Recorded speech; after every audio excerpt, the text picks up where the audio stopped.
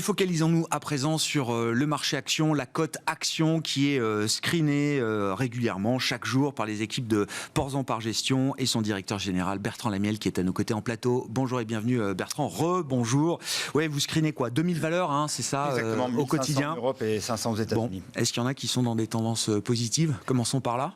Alors, donc là, il faut voir, l'état des lieux, c'est assez... Voilà, il nous reste 2,5% des titres qui sont en tendance haussière. Donc là, on est en train de parler d'une cinquantaine de titres qui sont au-dessus de leur moyenne mobile 250 et autres. Donc voilà l'état du marché, au-delà des performances à moins 20 et quelques. Voilà, on est à ces niveaux-là. On trouve quel type de titre là dans cette... Non, mais juste pour sur cette poche de résistants comme ça, ces 50 résistants. Ça va être de l'énergie et après la défense, Thales ou des titres comme ça peut-être. Voilà, et des dossiers après plutôt en version défensive, donc de l'agroalimentaire, services aux collectivités, mais là encore, c'est des énergéticiens plutôt que ceux qui font de l'eau et de des déchets. Puis après, quelques ovnis un peu à droite et à gauche, mais globalement, voilà, c'est à peu près le concentré. Et ce sont des exceptions. C'est des exceptions. Et si on regarde au niveau des secteurs, il y a encore une semaine, j'avais commencé à préparer. On avait l'énergie qui était en hausse. Là, il y a eu quand même des prises de bénéfices assez conséquentes. Donc là, on est repassé en baisse sur l'énergie. Donc on voit que tout tourne relativement vite.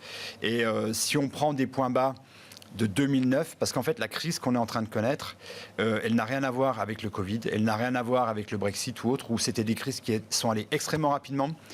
Donc on s'est levé un matin, on était groggy parce que les marchés avaient baissé de 30-40%, mais derrière, ça repartait relativement vite. Là, on est sur une crise qui s'installe dans la durée, et donc qui ressemble à celle de 2007-2008. Et là, c'est loin, 2007-2008, tout le monde ne l'a pas connu. Il y a beaucoup d'investisseurs qui sont arrivés dans les 2 dernières années, donc qui n'ont pas connu des crises longues à la 2007-2008 ou à la 2001-2003. Donc on est dans cette logique-là, avec, pour l'illustrer par exemple, depuis les points hauts de novembre, on a eu 8 rallyes de contre-tendance, c'est-à-dire des moments où le marché repart, et on peut se dire, ça y est, c'est terminé. Et en fait, sur les 8, il y en a 3 qui sont majeurs, où on regagne plus de 10% et jusque 15%, qui peuvent laisser croire, comme ceux de cet été, que voilà, on a pu des excès et on ressort. Et en fait, le danger, il était là quand vous disiez, attention de ne pas être short des marchés actions. La tentation peut être de se dire, vu globalement, il suffit d'allumer la télé, la radio. Oui.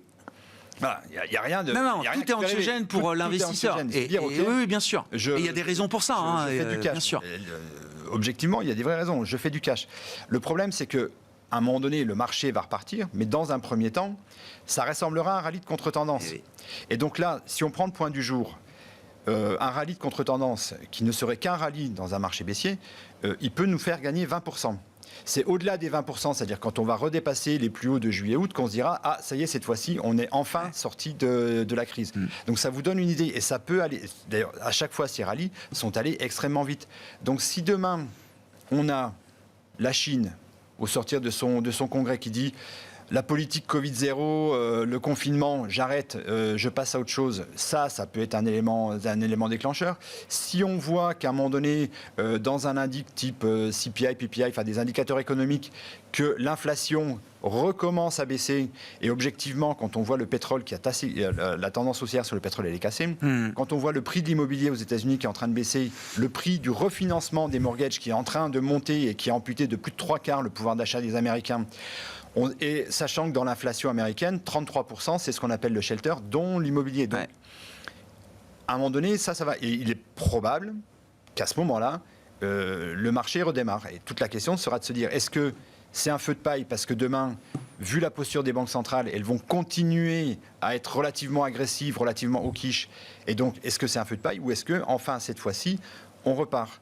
Sachant que en arrière-fond, on a toujours ce sujet, récession par récession.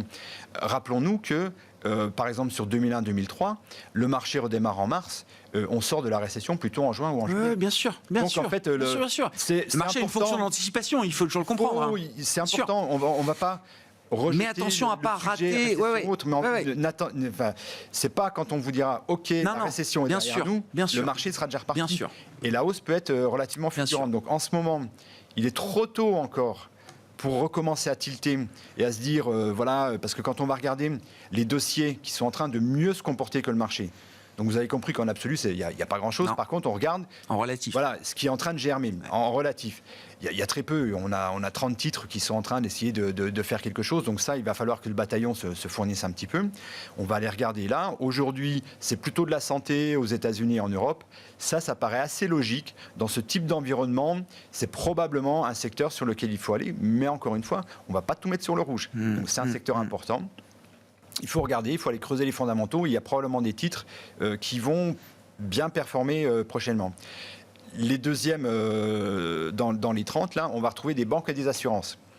Évidemment, la hausse des taux, c'est plutôt favorable pour les banques et les assurances, mais comme il y a quand même cette logique de récession, que dans le marché, il y a cette ambiance, oui, ça va bien jusqu'à présent, mais ça va aller mal demain, à un moment donné, ça peut se replier. Donc là, il faut être plus précautionneux. Donc nous, on est vraiment dans une logique de se dire, voilà, il faut rester dans la course. Donc, on ne fait pas des gros paris, donc on réduit les pondérations par titre pour réduire le risque systémique. On se diversifie et à l'intérieur de chaque secteur, on va chercher ce qu'il y a de meilleur, de moins mauvais. Enfin voilà, et c'est vraiment cette logique-là parce que pour l'instant, le signal qui nous dit ça repart, il n'est pas là. Et ça repart sur quoi Voilà, il faut être relativement prudent. Et sur les US... Ouais. Mais je vous laisse finir, Bertrand, parce que ma question c'est, mais les US, ça va être un exemple intéressant. Vous parlez des banques ou de la santé. Comme vous disiez, pour ceux qui n'ont connu que les dernières années sur les marchés, de se dire mais c'est ce qui n'a pas marché depuis que je suis sur les marchés. Oui. C'est exactement ce qui n'a pas marché. Mais... Donc il va falloir modifier aussi sa façon par exemple, de regarder les choses. 2001-2003, donc c'est l'explosion de la bulle Internet. Ouais. Donc on avait des sociétés comme Cisco qui se payaient 400 fois les ventes, plus haut du pic, mais qui avaient fait des progressions exceptionnelles. Et avant que ça se retourne, ça gênait absolument personne de payer ça, ce truc-là. Bon, Cisco, il a fallu 10 ans avant de retrouver son cours. Ce qui est reparti sur 2001-2003, c'est les autoroutes. Donc, on est très loin de la tech. Ouais. C'était l'époque où on privatisait les APRR et ça marchait bien. Derrière, qui ont été rachetés par les Vinci, par les concessions. C'était les concessions qui marchaient. Donc, on était... L'infrastructure, la récurrence... Dans la tech, il y a des sociétés qui se sont bien comportées, qui sont revenues, mais Capgemini a mis très longtemps avant de retrouver ses points hauts. Et donc, c'est d'autres thématiques. Donc, il faut... Oui, sur la tech de 2020 n'est pas la tech d'hier, parce qu'à l'époque, il n'y avait pas beaucoup de bénéfices. Et là, on voit que c'est des machines à cash. Donc, il faut probablement garder un œil très attentif sur des Apple, sur des Alphabet qui ont la capacité à reprendre des nouveaux métiers, à arriver dans des nouveaux secteurs. Donc, voilà, le discours est très clair là-dessus. Il faut continuer à regarder la tech parce qu'il y a probablement là des très bons candidats pour pouvoir repartir. Mais la purge n'est pas terminée. Hier soir, Peloton, les vélos connectés, moins 14, on est encore en train de faire des nouveaux plus bas. Et donc, c'est un titre qui a directé de plus de 80% sur ses points hauts et qui perd encore 14% hier soir. Donc, il y a, encore une fois, on est sur une logique de tri. Et sur les US, pour l'instant, et ça ne change pas, malgré les petits alternements qu'on a eus sur l'euro-dollar, c'est porteur pour un investisseur européen de rester sur les États-Unis. Encore une fois, avec du tri, et voilà, et on évite les gros paris. La question, effectivement, c'est cette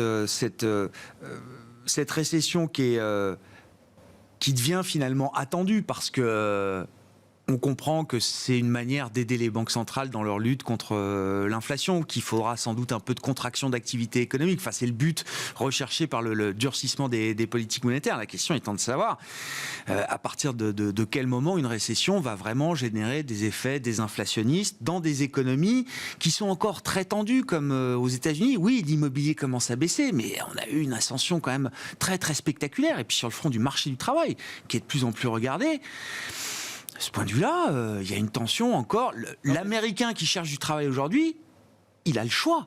Il a le choix du poste qu'il veut, il a le choix du salaire qu'il veut aller chercher. Et ça, cette situation, elle est encore là. C'était une situation qui était relativement concentrée sur plutôt les cadres avec un gros bagage technique.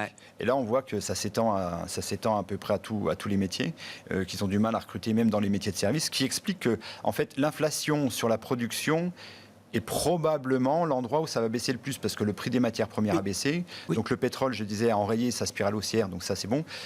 C'est pas le cas sur le gaz. Par contre, là, pour le coup, le gaz, ça reste tendu. On voit que sur les métaux, enfin tout ce qui est industriel, là, pour le coup, on est revenu 10-20% au-dessus des niveaux de 2019, mais sur le cuivre, on avait été multiplié par 3 ou par 4. Donc ça, c'est en train de revenir. Par contre, effectivement, du côté des services, là où il y a pénurie de main-d'œuvre, il y a toujours une tension. Et là, probablement, ça mettra un peu plus de temps à se résorber. Mais on commence à avoir sociétés comme par exemple Norsk Hydro, qui est un producteur d'aluminium, relativement dépendant d'un point de vue énergétique parce qu'il a ses fermes solaires et autres, commence à dire moi je baisse ma production. Et en fait, c'est pas tant le sujet du prix de l'énergie, c'est juste que en termes de demande, je vois pas trop. Non, ça rentre plus quoi. Donc on commence à voir ce type de message chez certaines industries, ce qui explique probablement aussi que voilà, on redérive et que sur les derniers jours, on a vu que finalement le luxe c'est peut-être pas si mal et que ça se comporte un petit peu mieux. On voit que dans les staples ça revient un petit peu. Donc voilà, un marché cet été, dans le dernier rallye majeur de l'été, donc juillet jusqu'à mi-août, là, LVMH, Kering, Hermès a dû reprendre 40%, je crois, peut-être. Voilà, c'est ça, en 6 semaines, quoi. Oui.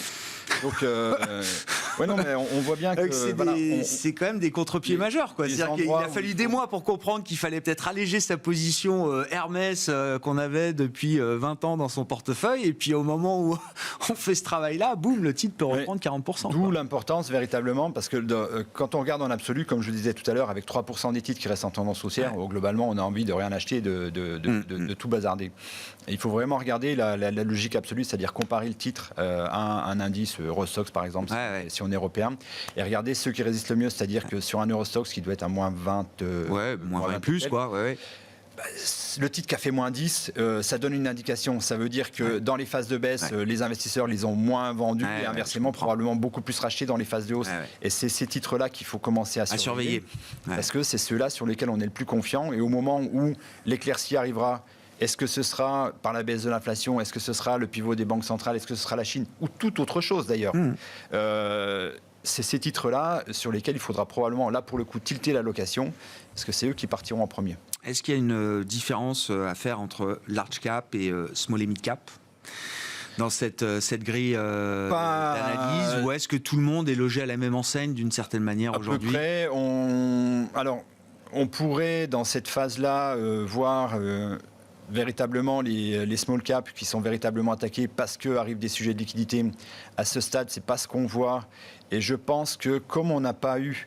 en fait, quand on a eu des crises sur les mid et les small, ça a souvent été précédé d'une période de forte souscription et d'engouement. D'accord. Alors 2000-2001, là c'était le royaume à l'époque, le second marché, les introductions... Là, ça fait au moins 2 ou 3 ans qu'il n'y a pas cet engouement-là. En fait, en 2018, on a cassé la mécanique. Le dernier trimestre 2018 a été délétère en termes de performance sur les mid et les small. 2019, c'était une année de décollecte. Et depuis 2019...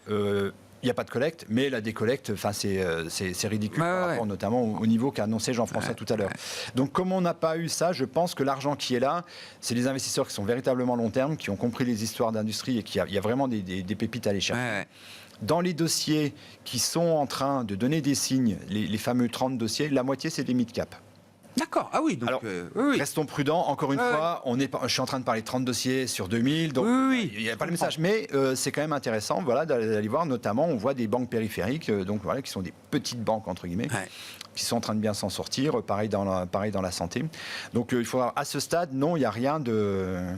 Voilà, elles n'ont pas plus souffert alors qu'on aurait pu le penser, mais je pense que c'est dû au fait qu'il y a eu une telle absence de collecte que les fonds qui sont là sont des fonds structurellement long terme. Ce sont des mains fortes, oui. Ceux qui sont restés sur ces marchés-là sont des investisseurs cornerstone, enfin des investisseurs effectivement qui ont une vision longue sur ces entreprises. Merci beaucoup Bertrand d'être venu nous présenter ce bilan du mois de septembre. Bon, qui est fidèle à la tradition, c'est toujours un mois compliqué. Je crois que historiquement c'est le mois négatif de l'année en termes de performance boursière.